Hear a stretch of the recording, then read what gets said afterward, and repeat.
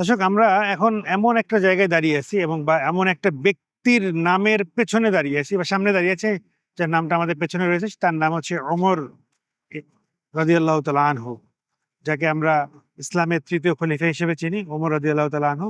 এই মসজিদটা তার নামকরণেই মসজিদটা করা হয়েছে।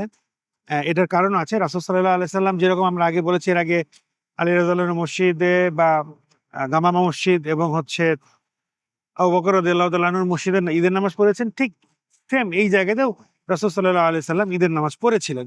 এবং পরবর্তীতে ওমর রাদিয়াল্লাহু তাআলা আনহু তার খেলাফতের সময় এখানে ঈদের নামাজ আদায় করেন। এই কারণে এই মসজিদের নাম মসজিদে ওমর হিসেবে পরিচিত বা ওমর রাদিয়াল্লাহু তাআলা আনহুর মসজিদ হিসেবে পরিচিত। যদিও বর্তমানে অনেক পুরাতন হয়ে যাওয়ার কারণে মসজিদটার সংস্কারের কাজ চলছে। আপনারা উপরে যদি দেখেন, কিছু ছাউনি দিয়ে ঘিরে দেওয়া আছে, কিছু কাজ চলছে, রিনোভেশন চলছে, মেইনটেন্যান্স। এবং আমরা একটু নিচে এসে দেখতে চাই, এখানেও যেটা বলা আছে সেটা হচ্ছে যে ওয়ার্নিং মসজিদ ওমর বিন আল Khattab archaeological area. It is unlawful to trespass, violates the, পুরো ডিসক্রিপশনটা লেখা আছে, বাই রয়্যাল ডিক্লেন, মানে হেরিটেজ হিসেবে, আর্কিওলজিক্যাল সাইট হিসেবে এটাকে বলা আছে। এবং এটার মেনটেন্যান্সের কাজ চলছে, এই জন্য আপাতত মসজিদটা ক্লোজ, বন্ধ করে রাখা আছে। এবং সবচেয়ে মজার বিষয়, মসজিদুল নববীর চারপাশে 4 জন সাহাবীর নামে 4টা বড় বড় মসজিদ রয়েছে। ওমর রাদিয়াল্লাহু তাআলা আনহু, আবু বকর রাদিয়াল্লাহু তাআলা আনহু, ওসমান রাদিয়াল্লাহু আনহু এবং আলী রাদিয়াল্লাহু তাআলা আনহু। এবং 4 জন নামের 4টা মসজিদ এই চারদিকে রয়েছে, সাথে আরো মসজিদে গামামাও রয়েছে।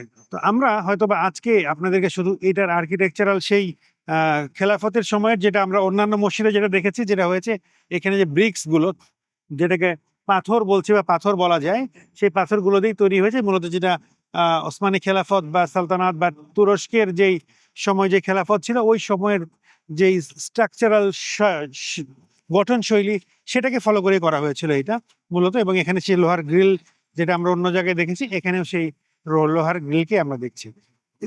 আর এই দিক থেকে দেখলে এখানে রিইনোভেশনটা দেখা যাচ্ছে, এখানে ওই মেম্বার সহ এখানে দেখা যাচ্ছে।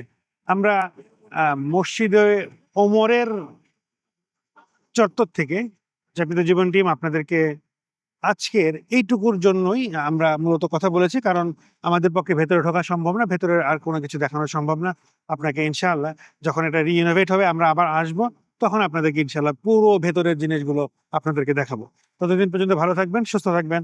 আসসালামু আলাইকুম ওয়া রাহমাতুল্লাহি ওয়া বারাকাতুহু।